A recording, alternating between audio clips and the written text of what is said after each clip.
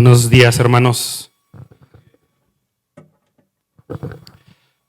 Este domingo comenzamos una nueva serie acerca de la generosidad, donde estamos buscando como iglesia cosechar una actitud de generosidad en nuestras mentes y en nuestros corazones. Y vamos a ver lo que la Biblia tiene que decir con respecto a esto. Vamos a tener una serie hablando sobre ese tema. Y hoy tengo el privilegio de abrir esta serie. Nuestro pastor Manuel Amador está predicando en otra iglesia y por eso me pidió que si podía hoy suplirlo y abrir esta serie, y estoy pues muy agradecido con Dios por esta oportunidad. ¿Qué les parece si oramos para que el Señor prepare nuestras mentes y nuestros corazones y que use también con poder a nuestro pastor ahora donde está predicando? Vamos a orar. Señor, te damos gracias por este día, Señor. Te damos gracias, Señor, porque nos permites un domingo más, Señor, juntarnos, alabarte, Señor, y escuchar tu palabra. Dejamos en tus manos lo que vamos a ver hoy. Te pedimos que sea tu Espíritu Santo, Señor, quien hable y quien nos enseñe, Señor. También dejamos en tus manos, Señor, a nuestro pastor, Señor. Te pedimos que lo utilices con poder donde quiera que esté ahorita predicando, Señor, y gracias, Señor, porque le sigues abriendo puertas, Señor. Dejamos pues en tus manos este tiempo, Señor, y nos encomendamos, Señor, a tu Espíritu Santo. En el nombre de Cristo Jesús, amén. Vamos a abrir nuestras Biblias, hermanos, en 2 Corintios 8, del 1 al 15. 2 Corintios 8, del 1 al 15. Y vamos a estar tratando este tema, de dónde viene la generosidad. En mi opinión personal, estos pasajes, estos versículos que vamos a ver, no tienen ninguna complicación, son muy fáciles de leer, de entender, no tienen ninguna complicación teológica, pero sin lugar a duda tienen un gran reto porque evidencian un ídolo del corazón.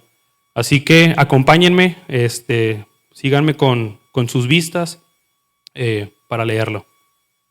Versículo 1 dice así: Hermanos, también queremos contarles acerca de la gracia que Dios ha derramado sobre la iglesia de Macedonia, cuya generosidad se desbordó en gozo y en ricas ofrendas, a pesar de su profunda pobreza y de las grandes aflicciones por las que han estado pasando. Yo soy testigo de que ellos han ofrendado con espontaneidad y de que lo han hecho a la medida de sus posibilidades e incluso más allá de estas. Insistentemente nos rogaron que les concediéramos el privilegio de participar en este servicio para los santos, e hicieron más de lo que esperábamos, pues primeramente se entregaron al Señor y luego a nosotros por la voluntad de Dios. Por eso le rogamos a Tito completar la obra de gracia que ya había comenzado entre ustedes. Por lo tanto, ya que ustedes sobresalen en todo, es decir, en fe, en palabra, en conocimiento, en todo esmero y en su amor por nosotros, sobresalgan también en este acto de amor. No es que les esté dando órdenes, sino que quiero ponderar la sinceridad del amor de ustedes en comparación con la dedicación de otros. Pues ustedes ya conocen la gracia de nuestro Señor Jesucristo, que por amor a ustedes, siendo rico, se hizo pobre, para que con su pobreza ustedes fueran enriquecidos. Y ahora, por el bien de ustedes, les doy mi opinión sobre este asunto. Desde el año pasado, ustedes no solo fueron los primeros en hacer algo, sino que deseaban hacerlo. Porque si hay buena disposición, lo que se da es bien recibido, según lo que uno tiene y no según lo que no tiene. No digo esto para que otros tengan demasiado mientras ustedes sufren de escasez, sino para que en este tiempo la abundancia de ustedes supla con igualdad la escasez de ellos. La abundancia de ellos supla la necesidad de ustedes. De este modo habrá igualdad. Como está escrito, el que recogió mucho no tuvo más, y el que recogió poco no tuvo menos. Estos versículos, hermanos, nos enseñan sobre la generosidad entre creyentes y vemos que lo está haciendo por medio de la iglesia, ya que es el apóstol Pablo el que está levantando esta colecta, ¿no? Es una autoridad dentro de la iglesia y está levantando una colecta especial. Y como creyentes tenemos a la iglesia como un medio para que nuestros recursos sean bien administrados. Es decir, podemos dejar nuestras ofrendas y nuestra generosidad en la iglesia sabiendo que Dios tiene líderes y pastores que van a utilizar con sabiduría en las diferentes necesidades y ministerios de la iglesia nuestros recursos. Pero esto no nos exenta, hermanos, a nosotros también de dar de forma específica o para necesidades específicas. Y para enseñarnos sobre esto, Pablo utiliza como ejemplo a esta iglesia de Macedonia, esto lo vemos del versículo 1 al 6. Pablo está haciendo una colecta entre diferentes iglesias para apoyar a los creyentes que se encuentran en Jerusalén, que estaban pasando por una situación de pobreza extrema. De hecho, a final de 1 Corintios, capítulo 16, versículos 1, 2 y 3, quedaron pendientes con este tema. Dice así: en cuanto a la ofrenda para los santos, hagan lo que les ordené a la iglesia de Galacia. Cada primer día de la semana, cada uno de ustedes ponga algo aparte según lo que haya ganado, y guárdelo para que no se tenga que recoger las ofrendas cuando yo esté allá. Y cuando llegue, enviaré a aquellos que ustedes hayan designado por carta para que lleven las ofrendas de ustedes a Jerusalén. Entonces eso es lo que está haciendo Pablo, ¿no? Está retomando el tema sobre esta colecta que estaban haciendo y va a utilizar a la iglesia de Macedonia como ejemplo para animar a los corintios a que cumplan su deseo de llevar esta ofrenda a Jerusalén. Y la iglesia de Jerusalén estaba pasando por muchas dificultades. Era una iglesia que estaban muy pobres y era principalmente por 3 razones. Recordemos que la iglesia de Jerusalén se fundó en Hechos 2, el día de Pentecostés. Precisamente es una de las fiestas más importantes de los judíos. Entonces lo que pasaba es que todos los judíos que vivían alrededor bajaban a Jerusalén para traer sus ofrendas y es en medio de esta fiesta, con todos estos peregrinos que venían, que se convierten o que se funda o que llegan a creer las primeras personas en Cristo. Entonces muchos de esos creyentes se quedaron ahí en Jerusalén porque era la forma que tenían para seguir escuchando la enseñanza de los apóstoles y seguir conviviendo con otros creyentes. Esos hermanos habían dejado sus casas, su ganado, su cosecha, sus familiares. Entonces estaban en Jerusalén y ahora no tenían nada. Otra razón era la persecución. Los nuevos convertidos perdían sus trabajos, negocios, sus familiares y amigos los rechazaban y sobre todo no era bien visto ni era seguro en ese tiempo creer en Cristo. Recordemos que Pablo fue uno de los primeros que empezó a perseguir la iglesia. Definitivamente corría peligro sus vidas, así que eran también marginados y rechazados. La tercera razón era el ambiente pobre de la región. Recordemos que los judíos estaban bajo el gobierno de los romanos. Ellos se quedaban con todos los recursos que podían de las naciones que conquistaban y aparte de esto les ponían grandes cargas de impuestos. Entonces estaban pasando por una situación desesperada. Era una iglesia muy grande. Ahí en Hechos también nos narra que llegó a crecer a más de 5,000 hombres, sin contar mujeres y niños. Entonces había gran necesidad. Y por eso Pablo está levantando esta colecta. Hay necesidad y Pablo está más preocupado por las necesidades del otro que por sus propias necesidades. Y comienza haciendo esto. Vemos ahí en el versículo 11 que comienza a animarlos a que ellos cumplan este deseo que los corintios ya habían tenido. Dice el versículo 11, así que ahora dentro de sus posibilidades lleven a cabo lo que ya estaban dispuestos a hacer. Y este es el contexto que Pablo, y en este contexto es en el que Pablo pone como ejemplo a la iglesia de Macedonia. Y vamos a ver lo que esos pasajes tienen para enseñarnos acerca de la generosidad y vamos a analizar algunos puntos. Y lo primero que vemos en el versículo 2 es que la generosidad debe ser a pesar de las circunstancias. Versículo 2 dice, cuya generosidad se desbordó en gozo y en ricas ofrendas. La generosidad es algo muy sencillo de definir, es dar sinceramente sin esperar nada a cambio, poner la necesidad del otro antes que la mía. Y la iglesia de Macedonia tenía su mirada puesta en engrandecer el reino de Dios y eso los llevaba a no tener la mirada puesta en sus necesidades. Dice que su generosidad se desbordaba.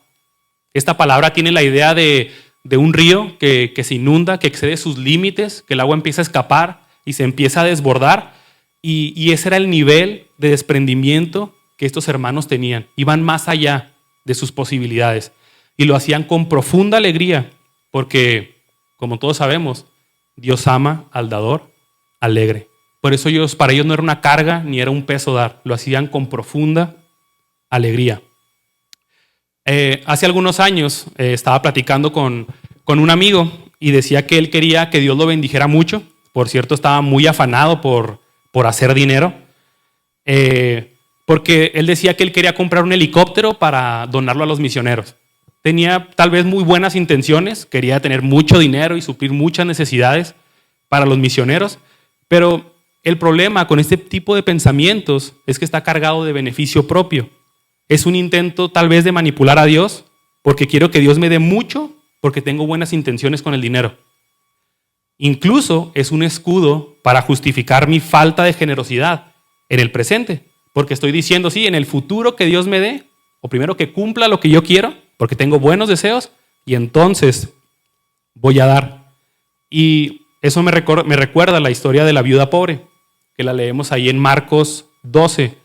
Lo voy a leer del versículo 41 hasta el 44. No lo busquen, hermanos, aquí se los leo. Dice, Jesús estaba sentado frente al arca de las ofrendas y miraba cómo la gente echaba sus monedas en el arca. Muchos ricos echaban mucho, pero una viuda pobre llegó y echó 2 moneditas de muy poco valor. Entonces Jesús llamó a sus discípulos y les dijo, de cierto les digo que esta viuda pobre echó más que todos los que han echado en el arca, porque todos han echado de lo que les sobraba, pero esta de su pobreza echó todo lo que tenía, echó todo su sustento. Y ese es el ejemplo que vemos de los macedonios. Y es impresionante porque estos hermanos estaban pasando por una profunda pobreza y grandes aflicciones. Estaban pasando también por dificultades. Y no estaban pensando que en el futuro que Dios me dé, entonces a lo mejor apoyaremos. Lo más común en una situación de escasez o de pobreza es retener el dinero para cubrir nuestras necesidades básicas. Y hacemos lo más posible por administrarlo.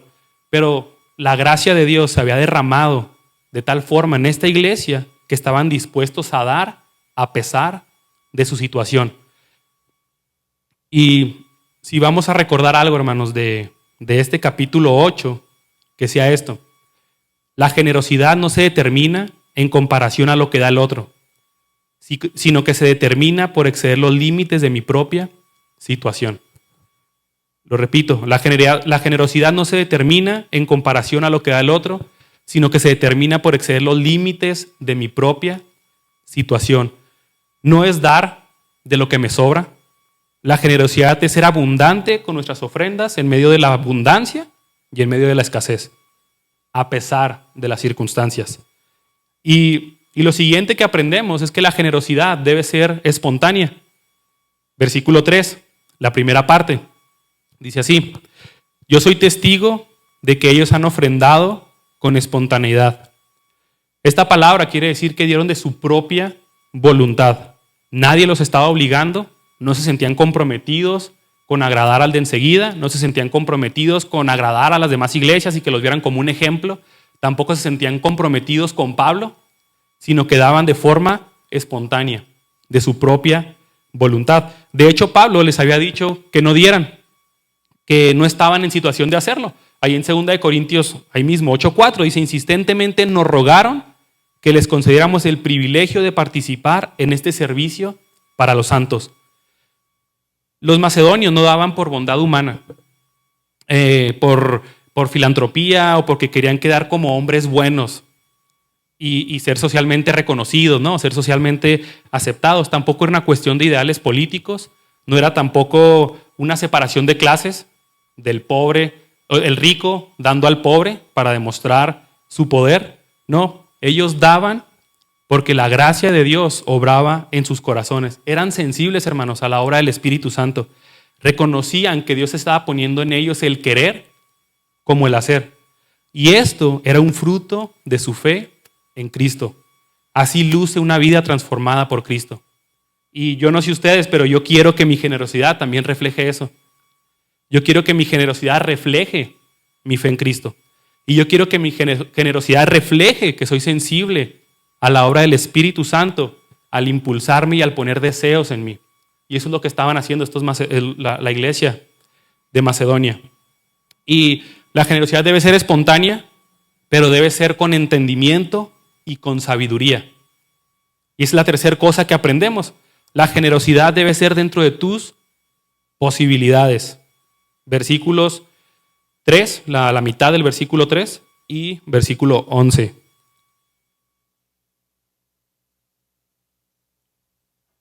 Dice así: lo han hecho en la medida de sus posibilidades e incluso más allá de estas.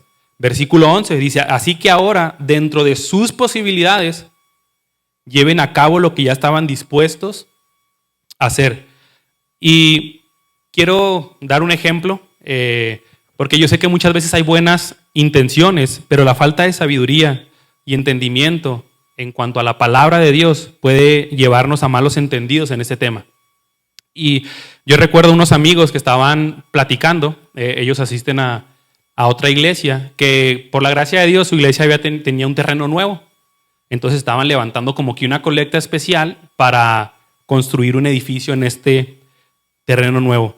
Pero era tanta la insistencia por dar que se sentían sofocados e incluso les daba vergüenza no dar.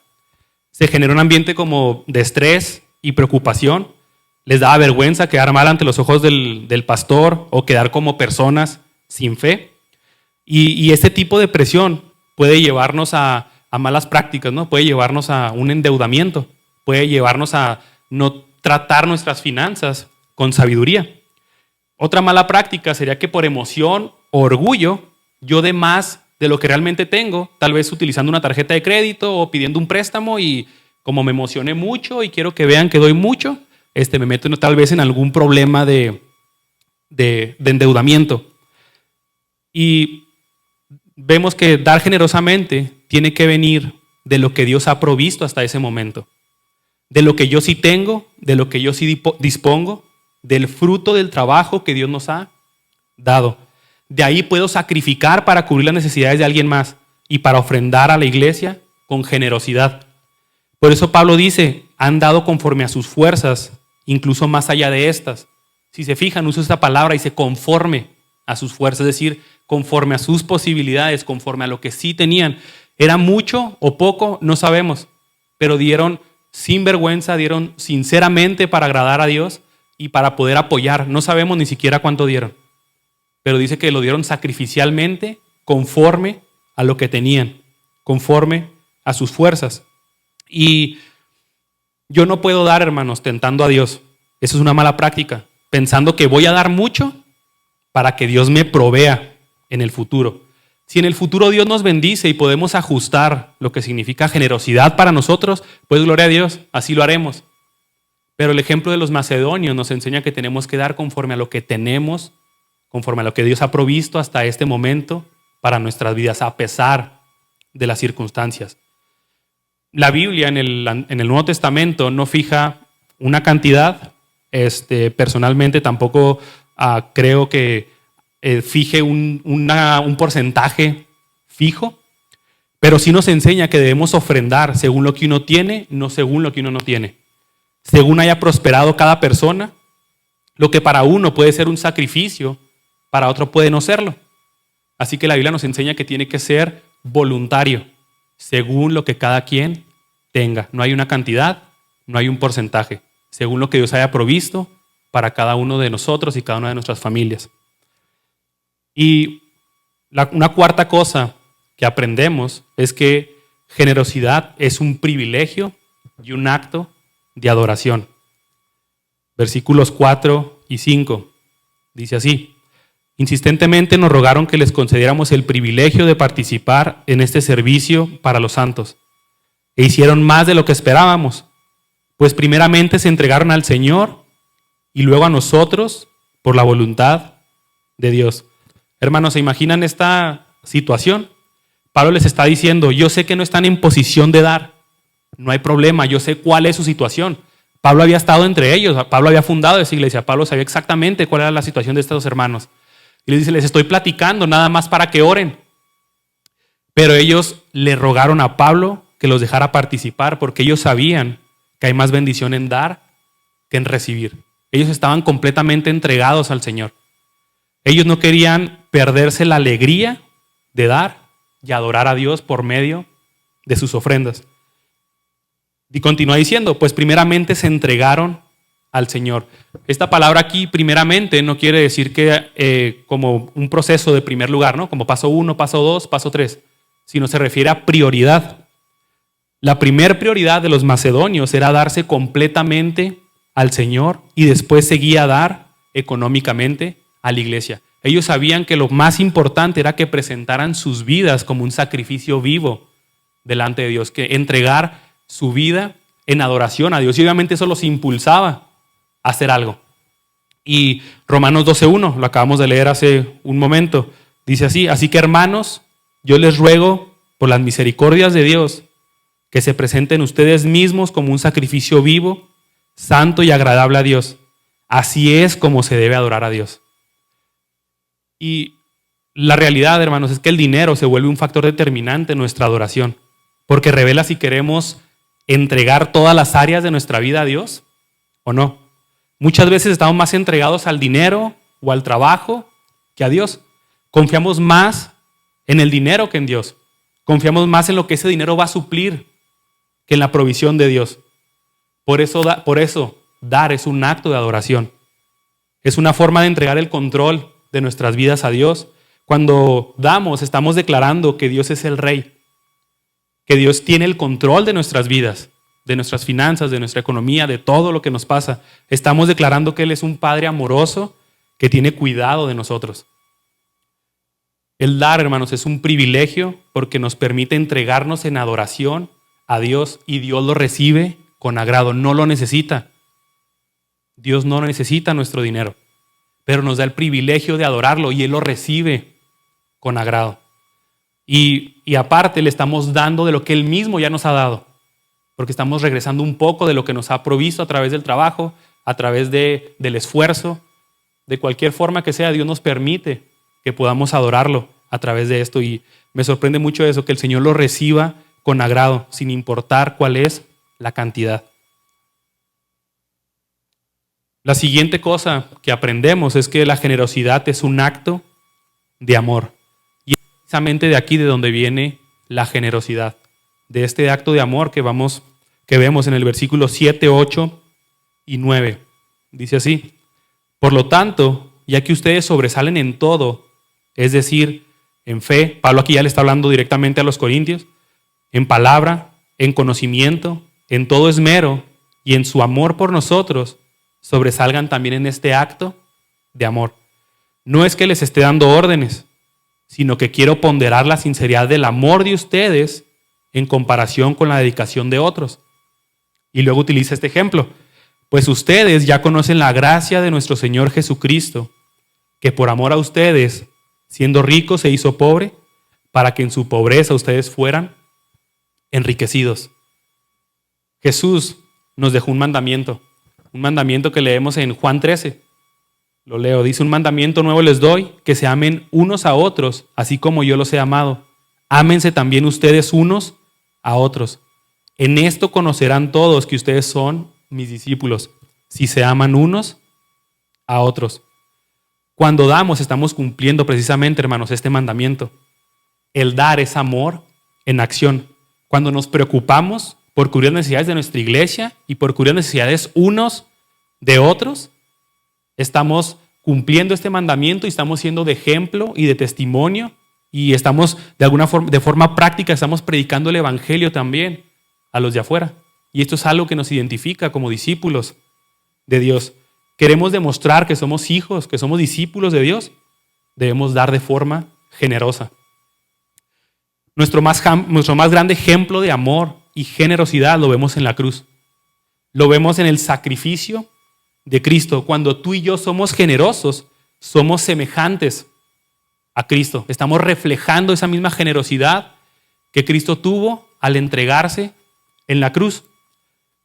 ¿Quién es el ser más alejado de Dios? Es Satanás.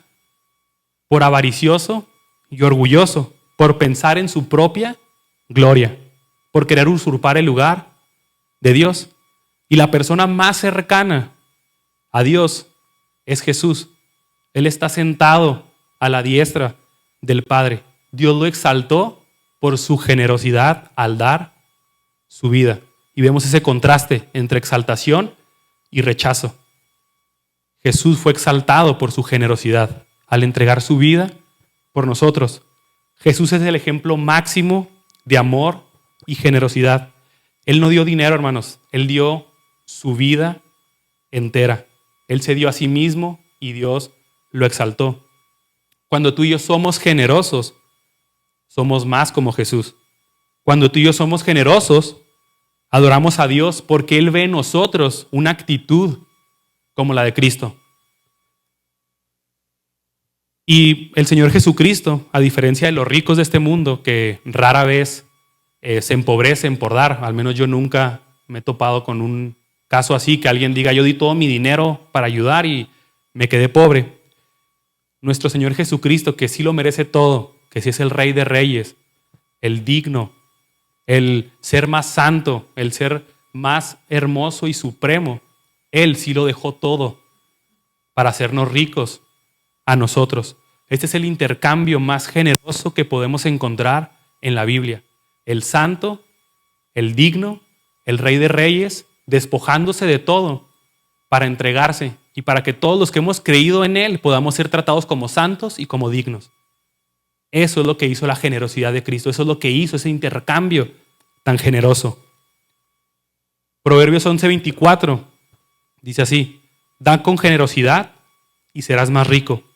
Sé tacaño y lo perderás todo. Dar con generosidad nos hace más ricos porque nos asemeja a Jesús. Ser tacaños y avariciosos, irresponsables con nuestras finanzas, nos empobrece porque nos asemeja más al carácter de Satanás y de este mundo. Así que si hay algo que está en el corazón de Dios es la generosidad, porque Él es el hombre o el ser más generoso que hemos visto al entregar su vida por nosotros. Número 6, generosidad en acción. Versículos 10, 11 y 12. Dice, y ahora, por el bien de ustedes, les doy mi opinión sobre este asunto. Desde el año pasado, ustedes no solo fueron los primeros en hacer algo, sino que deseaban hacerlo. Aquí Pablo está hablando directamente a los corintios. Los está animando a que cumplan y que hagan eso que ellos estaban dispuestos a hacer. Así que ahora, dentro de sus posibilidades, lleven a cabo lo que ya estaban dispuestos a hacer. Porque si hay buena disposición, lo que se da es bien recibido, según lo que uno tiene y no según lo que no tiene. Y hermanos, esto también nos está hablando a nosotros. Debemos de poner la generosidad en acción, tanto en las necesidades de los demás como en nuestras ofrendas en la iglesia. Sé que muchas veces hay un deseo para dar, yo muchas veces lo he tenido, pero muchas veces hacemos caso omiso o dejamos pasar la oportunidad, ¿no? Lo racionalizamos, decimos no voy a tener, no voy a alcanzar, no estoy dispuesto a sacrificar esto que tengo, no estoy dispuesto a que mi mes o mi sueldo del mes se vea un poquito más corto y que mis necesidades estén cubiertas de una forma más corta, y no estamos dispuestos a hacerlo, lo racionalizamos luego y hacemos caso omiso a lo que el Espíritu Santo está impulsando en nosotros. Efesios 2:10 dice así: nosotros somos hechura suya, hemos sido creados en Cristo Jesús para realizar buenas obras, las cuales Dios preparó de antemano para que vivamos de acuerdo a ellas. Cuando tengamos el deseo, hermanos, no dejemos pasar la oportunidad y ese deseo, porque es Dios poniéndolo en nosotros. El Espíritu Santo nos impulsa, el Espíritu Santo es real, se mueve con poder, pero muchas veces hacemos caso omiso y perdemos la oportunidad. Si ponemos en práctica, hermanos, estos puntos que nos enseña la iglesia de Macedonia, vamos a poder dar de tal forma que agrade a Dios y que realmente sea de bendición y de alegría para nosotros y para los demás. Y debo confesar que ha sido un reto estar estudiando sobre esto durante la semana. Dios me ha mostrado de muchas maneras que muchas veces el dinero gobierna mi vida y que soy muy poco generoso y que soy infiel con mi dinero, con mi generosidad, y que muchas veces hago caso omiso. El Señor pone algo en mi corazón, pone a hacer algo y no lo hago. Prefiero pensar en otra cosa rápidamente y quitar el pensamiento, y eso es pecado, hermanos. Eso es hacer caso omiso a lo que el Espíritu Santo está poniendo en nosotros. Y claro que esto traía tristeza a mi corazón. Pero si tú, al igual que yo, has sentido esto, si sientes tristeza, si sientes que has sido infiel también con tu generosidad, que has pensado más en ti que en los demás, déjame decirte que este tipo de tristeza que sentimos cuando escuchamos la palabra de Dios, a Dios le agrada. Y lo leemos unos versículos más atrás, en 2 Corintios 7:10.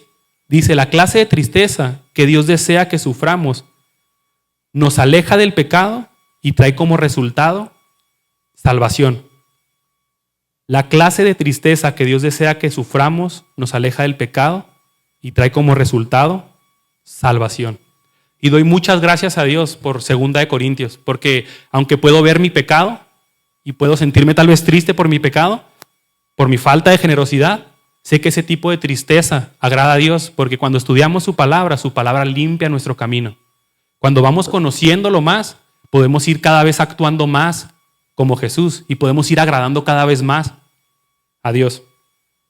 Y también mientras preparaba esto, recordé muchas personas que han sido generosas conmigo. Sé que hay muchos hermanos dentro de esta iglesia que han sido muy generosos y recordándonos, y Dios me llevaba también a dar gracias a Dios porque recordándolos han sido de mucho ejemplo para mi vida. Sé que hay muchos que son muy generosos y doy gracias a Dios porque son de ejemplo para mí. Hermanos, no perdamos la oportunidad para los que ya son generosos, que sigan siéndolo. Gloria a Dios por los que ya lo son. Y los que tenemos tal vez cosas que entregar a Dios en cuanto a este tema, que podamos hacerlo. Y damos gracias a Dios por 2 Corintios, por su palabra, porque nos enseña, nos anima, nos exhorta y nos lleva a ser más como Cristo y nos lleva a agradar más a Dios.